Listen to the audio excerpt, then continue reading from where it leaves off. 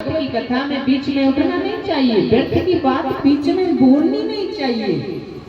बोलना है तो जय श्री कृष्णा बोलो या कीर्तन बोलो। भागवत की कथा में सोना नहीं चाहिए, एकाग्र होकर तन्न मन होकर सुननी चाहिए। आज बाबा भोलेनाथ माता पार्वती को कथा सुनाने लगे। कहकर कथा सुना रहे, जैसे हमारी आपकी तरह नहीं सुना रहे। आज भगवान शंकर ने कहा, देवी जब श्री उद्धव जी को पता चला कि श्री कृष्ण अपनी लीला समाप्त करके जाना चाहते हैं, तो उद्धव ने आकर कृष्ण के चरणों में प्रणाम किया। योगेश योग विन्यास, आप योग के स्वामी हो, योग के अधीश्वर हैं। बताइए क्या क्या है, वैराग्य क्या है, संन्यास क्या है? ये प्रश्न क्या ने कहा। उद्धव जी ने पूछा। इसको सुनते सुनते माता को नींद ने ले लिया। बोली गोविंद भगवान की। और ऊंचे पर्वत और भोले शंकर बैठे आसन मारे। और ऊंचे पर्वत भोले शंकर बैठे आसन मारे। अमर कथा जब लगे सुनारे और गोरा उमा के पड़ गए सोता।